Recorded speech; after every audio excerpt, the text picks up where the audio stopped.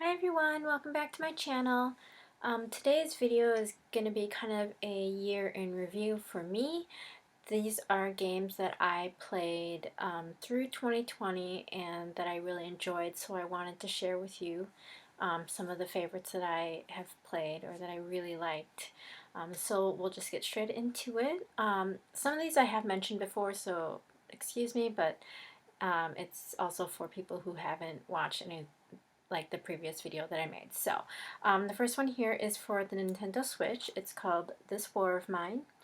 Um, I did talk in depth about this a little bit in a previous video. I'll link it in the description just in case you want to know more information about it. But this is a really cool game. It tells a war story in the perspective of the civilians rather than a soldier or like someone that's fighting in the war.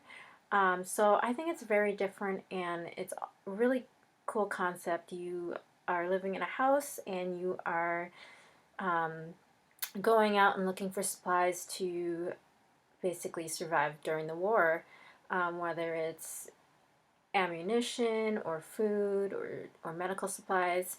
So I think this is really cool. It's a short game. You can beat it in a day or like in one sitting, but there are different scenarios and length of the story, so it does have replay value in that aspect. So there's this. Oh, also, if you don't have the console that this specific games are for, I will tell you in the description box what other consoles or platforms that it's available on. So the next game I have here is actually Rock Band 4.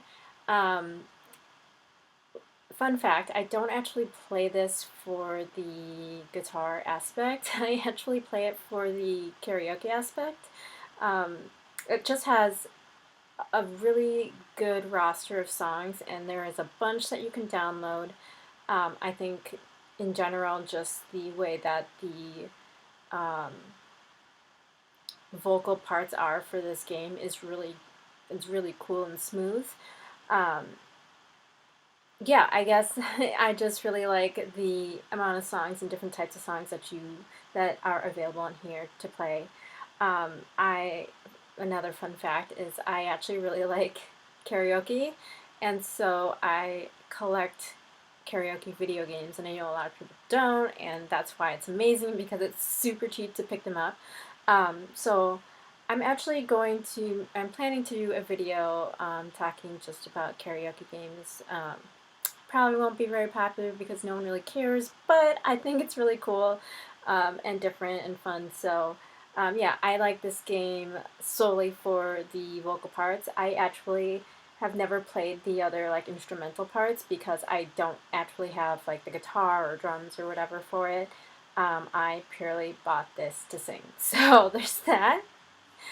The next game on my list for this year is The Last of Us Part 2. I've talked about this game. I have an unboxing for the LE edition of the collector's box. I thought this game was really amazing. The first game was really good, obviously, but this second one, I just felt like we really got to learn more about the characters, and I don't know, I just love the storyline in this. So yeah, I guess I don't have very much to say about this. I did talk about it in the previous video. I can also link to that in case you want to watch that and kind of see more of my thoughts about the game. So there's this one. This game I haven't beat, but I've played quite a bit of it and I really like it. This is called Transistor. So it's kind of like an action RPG. It's set in a futuristic kind of world.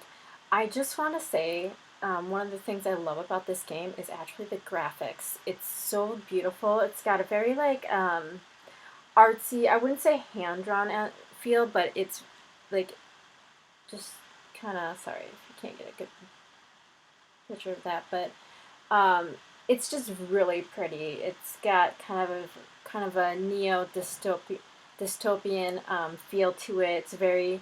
It's a it's like a quiet environment. It's in the cities, but it's dead. There's no one really around. So you follow this girl named Red, and she has this kind of sword that has like someone's spirit or soul in it, so he kind of talks to you. It's kind of your partner in a way. Um, so they're basically um, trying to figure out like what's going on in the city, and along the way there's other people that you meet that have kind of died, and you kind of pick up their spirit, and they become part of your basically battle combat system. But yeah, I definitely recommend this. It's so cool. It's so pretty. I think it's really fun. You just kind of run around and battle enemies and stuff like that. But it's really cool. So there's that. The next game that I played and beat just for fun was Forager. I love this game. It was very fun to play. I played it over quarantine and I just got addicted and I couldn't stop. I just wanted to do everything. It is a quick game. I mean, I'm not saying like a one-day game, but it's a short game.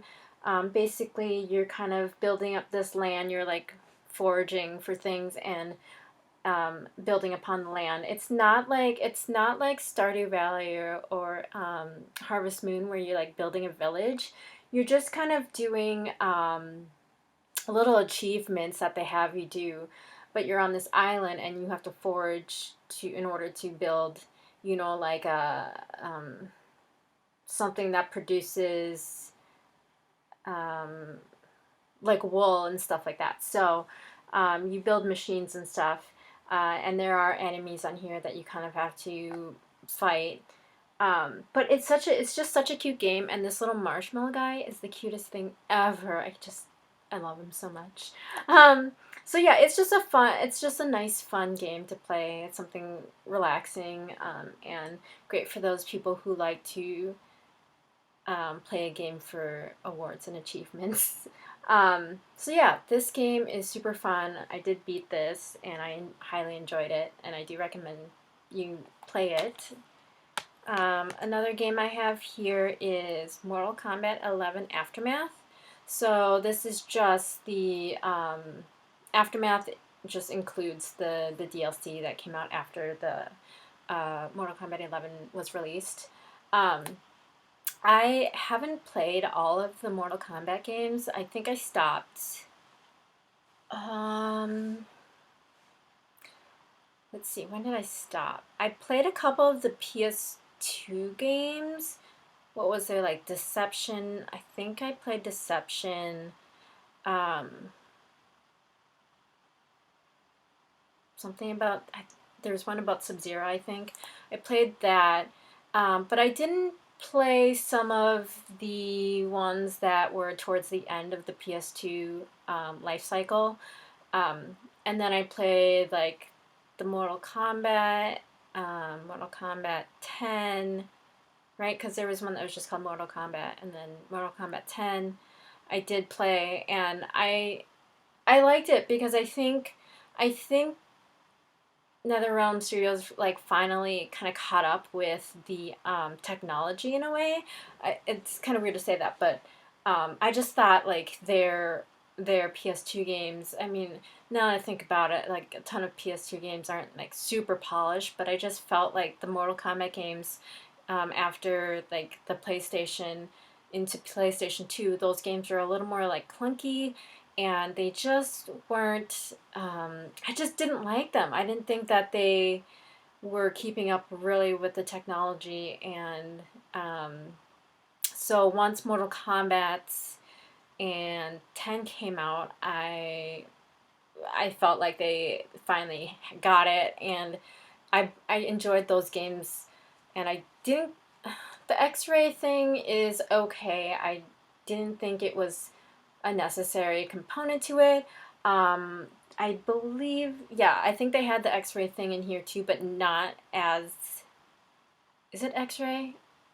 Or it's like some kind of something similar to it. They had it in this game, and it's fine. It doesn't ruin the game. It doesn't really, I don't know if it really adds to it, but it was really cool to see the characters in such amazing graphics and, you know, smooth playing, I guess you can say.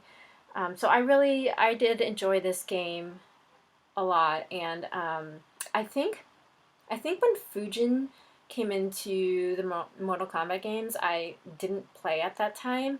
So Fujin to me was a new character in this game, and I fucking love him. So I'm like a huge, like when I was little, my favorite, one of my favorite characters was Raiden.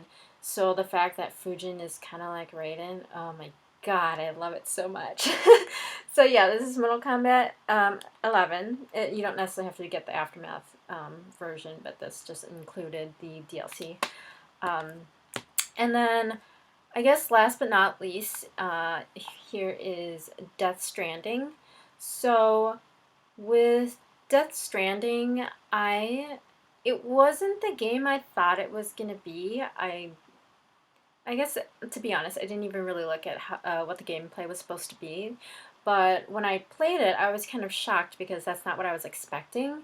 Um, but the reason why it's on my list of games I really liked and that I played in 2020 was because of the storyline. I thought the storyline was really cool. I thought the like characters were cool. I guess I just wish the gameplay itself was a little different. I didn't really want to be making deliveries. I know that's kind of the point of the game, but I just enjoyed the storyline a lot, and the characters. So I thought in that sense that this game was really good. I enjoyed it. I don't know if I'd necessarily recommend this game. Like if you don't mind doing those kind of tasks like repeatedly, doing like running around and like um, I guess in a way it's like doing achievements, but like if you don't mind being a runner for things, then it's not bad, and I would give it a try if you don't mind that type of gameplay because the characters and the story was really cool, and I really like that. So um, this is another good game that I played in 2020. Um, Unfortunately, that is all the games. Alright, I totally forgot one more game that I really enjoyed in 2020 was the Final Fantasy VII Remake. I've talked about this in my unboxing for it, but I really liked it. The graphics were beautiful.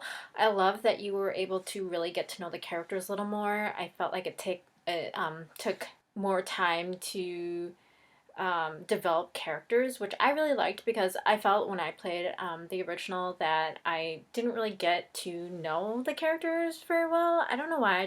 I personally had that feeling. So it was really nice to really um, get to know the characters more in the remake. So that's also one of the games for 2020 that I played and that I enjoyed. I did play some more games during 2020, but these are the ones that I like the most. I happened to play a lot of PS4 games during quarantine, so that's why there's a lot of PS4 games on this list. I didn't get to play a lot of like retro games, so unfortunately I don't have very many that I can include on this list. Um, I actually haven't bought a retro game, and when I say retro, I'm talking more like uh, cartridge-based games, maybe PS1. So I haven't bought a lot of that in a while. So unfortunately, I haven't played that many. But yeah, I'm sorry to not include any of that. But oh, also one last thing. So if you have a Nintendo account, they sent out an email that was kind of like your Nintendo Switch a year in review kind of thing. So I kind of wanted to go through mine. I didn't actually look at the email until I started seeing people post about it. I'm like, what is this? And then I remember seeing like kind of the subject of the email. I'm like, oh, I got one of those in my email in my inbox. So I went to look at it, and it's kind of interesting. So they give you all these like stats about like the games you play and stuff like that. So my most played games by hours was Stardew Valley, Diablo 3, and This War of Mine. It says in 2019 you spent the most time playing these games, which was Zelda Breath of the Wild. Very true. I played that for a really long time. Like I said, I played it for like a week straight. I had like maybe a week or two off from work during the holidays at that time, and I legitimately played Breath of the Wild nonstop from when I woke up to when I went to bed. So, sorry. And then also Stardew Valley and Sushi Striker. It says my total hours played is 132 hours. In 2019, I did 136 hours. So not that bad, actually. Your number of games played was 17. Oops, sorry, 17. In 2019, I played 8 games, so twice the number of games. Your most active day by hours was Wednesday, April 1st. I'm not sure what was going on that day, so I can't really say why.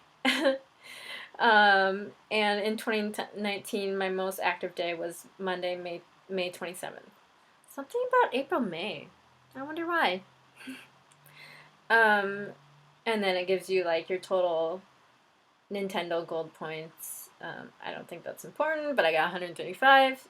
So, yeah, that's really cool. I really like that kind of thing that they did. So, I'd like to hear about your Nintendo hours if you got an email too. But yeah, thanks so much for watching. I'm glad to wrap up 2020 with a bunch of games that I enjoyed and that I could share with you guys. Let me know what you really enjoyed for 2020. Obviously, it doesn't have to have been released during 2020, just something that you played and or beat during that time. Because I'm always looking for new games, obviously.